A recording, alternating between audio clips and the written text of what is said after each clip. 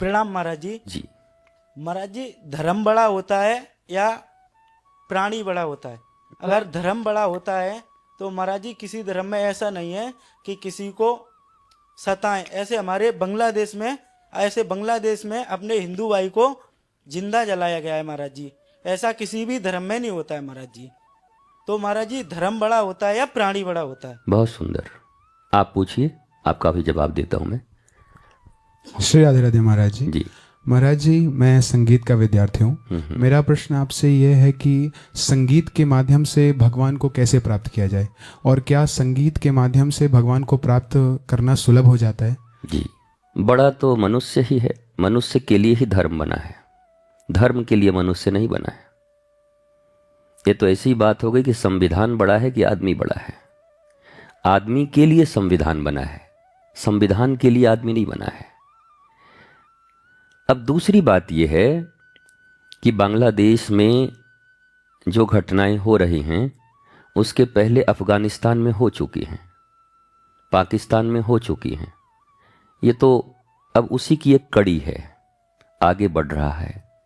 ये तो मानवता को समझना होगा, सनातन संस्कृति के लोगों को समझना होगा कि वो अपनी संस्कृति को और मजबूत करें, स्वयं सशक्त हों, एकता के साथ रहें, ताकि वो बचें बढ़ें और लोगों को बचने बढ़ने में मदद कर सकें। ये सनातन संस्कृति पर ही सबसे बड़ी जिम्मेवारी है, क्योंकि हम ही वसुधैव कुटुंबकम के विषय में सोचते भी हैं और कोई सोचने वाला भी इस पृथ्वी पर नहीं है। तो हमारी जिम्मेवारी और बढ़ जाती है।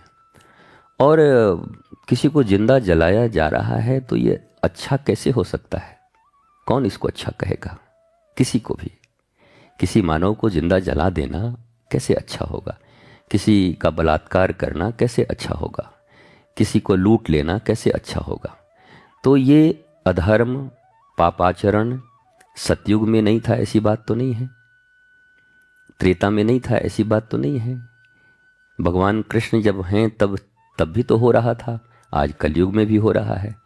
जरूरत है आपको अपने धर्म के मार्ग को समझने, धर्म के मार्ग पर चलने और धर्म से सबको जोड़ने की आवश्यकता है। मेरे 1 लाख से ज़्यादा गुरु भाई रहते हैं बांग्लादेश में। मैं जितना जानता हूँ, जितने वीडियो मेरे पास हैं और जितना मैं बात करता हूँ, उतना कोई जानता नहीं। और मैं यदा कदा अपनी तुलिका से लिखता भी हूँ बांग्लादेश के ऊपर में कि ये विभत्स स्थिति कहाँ तक जाएगी। मुझे लगता है अभी अभी जो धनंजय सिंह जी ने प्रश्न किया था कि सनातन की रक्षा कैसे हो, हम पक्के सनातनी बनेंगे। एक एक एक एक, तो यही एक इतनी बड़ी सुरक्षा कवच होगी कि फिर ऐसा कोई साहस कोई भी असुर नहीं कर पाएगा कि किसी मनुष्य को कोई जला पाएगा। तो हमें इसकी तैयारी करनी है, सनातनी बनना है, और अभी जैसे भी विरोध कर सकते हैं वो विरोध भी करना है। आवाज से करें, मीडिया से करें, सोशल मीडिया से करें, जरूर विरोध करना है। दूसरा प्रश्न है, संगीत के माध्यम से भगवान की प्राप्ति हो सकती है कि नहीं? भगवान प्राप्त पहले से ही हैं। तो एक चीज तो हमें सुधार करना होगा हम सबको, ये भगवान प्राप्ति का शब्द बहुत सही नहीं है। आध्यात्म में भगवत प्राप्ति कोई शब्द नहीं है। ये एक चोचला ही बन गया है कि महाराज जी भगवत प्राप्ति करनी है। वो ऐसा दिन भर में से ना पान खा रहे हैं, घूम रहे हैं, घूमते घूमते एक बार थोड़ा भगवत प्राप्ति हो जाता, ऐसा लग रहा है कि जैसे 2 बर्फी खा लेते, 1 चाय पी लेते। भगवान तो सबको प्राप्त हैं जी, अलग से कैसे प्राप्त करोगे? जो कण कण में हैं, जो खंभे से निकल जाते हैं हिरण्यकश्यपु के रूप में, मुर्दे से भी, दीवार तो मुर्दा है ना, निर्जीव है। जब निर्जीव में भी भगवान हैं तो फिर सजीव में भगवान न होंगे, ऐसा तो हो ही नहीं सकता। तो भगवान की प्राप्ति नहीं, आप्ति करनी है, अपनाना है उन्हें। हमने उनको इग्नोर कर दिया है, हैं तो, पर हम कह रहे हैं अरे अभी अभिमान इतना है, भगवान कौन देखे? हमारा संसार में पहचान इतना है, भगवान कौन देखे? अपने अभिमान में, पहचान में, खान पान में, खानदान में हम इतने बिजी हैं कि हमें भगवान अपनाने का समय नहीं है। पर जैसे ही हमें पता चलेगा कि इन सबको अपनाते अपनाते एक दिन ये गुब्बारा फूट जाएगा और हम दुखी ही चले जाएंगे, तब हमारे भीतर एक भाव उत्पन्न होता है कि अब मैं भगवान को अपनाऊंगा, भगवान मेरे पास ही हैं। और संगीत तो माध्यम ही है सबसे बड़ा। संगीत अनाहत नाद है, यहाँ से निकलती है नाद। तो संगीत के माध्यम से सारा स्तुति, सारे मंत्र, सारे भजन कीर्तन सब तो संगीत में ही है। तो संगीत भगवान के ही अंश है, कला है। ठाकुर जी बंसी बजाते हैं सुंदर, हाँ, निरात करते हैं ना, तो भगवान का अंश ही है संगीत।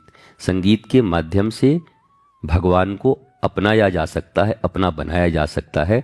भगवान हमारे पास आ गए हैं, ये कैसे पता चलेगा? प्रश्न ये है। थर्मामीटर लेंगे तो टेम्परेचर मापते हैं।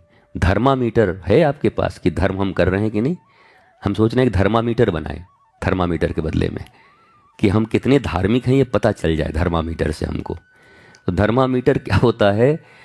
आप कितने शांत हैं, आनंदित हैं, भीतर से आह्लादित हैं।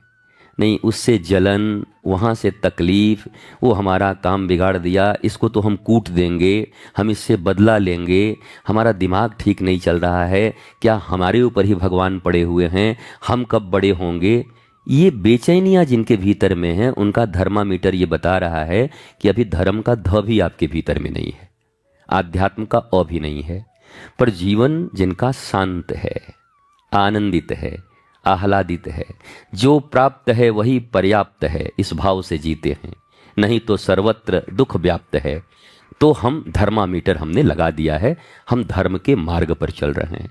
पहले हम धार्मिक नहीं थे, अब हम धर्म के मार्ग पर 1 साल से चलना शुरू किए। अगर ऐसा कोई कहता है गुरुजी हम 1 वर्ष से धर्म के मार्ग पर चल रहे हैं पर हमको शांति नहीं मिल रही है, तो गड़बड़ कुछ पथ पे चल रहे हैं। फिर से एक बार देखिए कि धर्म का ही पथ है कि पैकेट सिर्फ धर्म का है, माल गड़बड़ है भीतर में। पैकेजिंग बहुत अच्छी है धर्म की, आध्यात्म की, पर भीतर लगता है गड़बड़ है, वो आपको चेक करना होगा। तो धर्म के मार्ग पर जब भी आप चलना प्रारंभ करोगे, आपके भीतर निर्भयता आएगी, निश्चिंतता।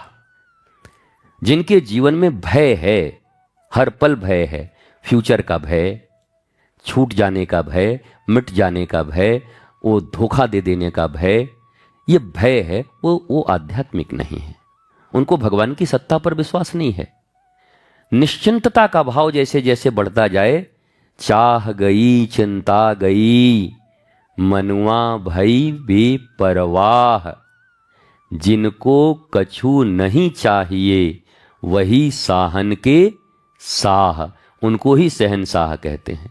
तो आप ऐसे शहंशाह अगर हैं और धर्म करते हुए नहीं दिखाई पड़ते, तब भी धर्मामीटर बताएगा कि 100% धार्मिक हैं, क्योंकि ये निर्भीक हैं, क्योंकि इनके जीवन में आनंद के फूल खिल चुके हैं। वो कैसा धार्मिक आदमी जी जो सदा उदासी में बैठा रहे? बोला हम तो गुरुजी धार्मिक हैं, हमारा एकदम मन हर समय उदास रहता है, कहीं मन लगता नहीं है। तो हमको थोड़ा गड़बड़ लग रहा है। महारास में रहो यार, उदास क्यों हो? श्री कृष्ण के भक्त महारास में रहते हैं, उदास नहीं रहते। जो राधा रानी के हैं वो महारास में रहते हैं, उदास नहीं रहते। तो आप सब महारास में रहिए, आनंदित रहिए, प्रसन्न रहिए, आह्लादित रहिए। एक ही बात कहता हूं, पहली क्लास भी तो बिना टीचर के पास नहीं कर पाए हो। पहली क्लास में भी बिना मम्मी के मेहनत किए क लिखने नहीं आया था। एक का टांग इधर चला जाता था और ऐसे लाइन खिंच जाती थी। तो जब इतना साधारण पढ़ाई जी, टीचर लगा, मम्मी लगी, पापा लगे, और सोच रहे हो आध्यात्म की पढ़ाई खुद ही पढ़ लूंगा। बिरह रखो, जिस दिन गुरु की प्राप्ति हो जाएगी, सच्चे सदगुरु की, उस दिन धर्म का मार्ग तुम्हारे लिए अत्यंत सहज हो जाएगा। उनकी बातों को सुनते हुए आप आध्यात्म की परावस्था को प्राप्त हो जाएंगे।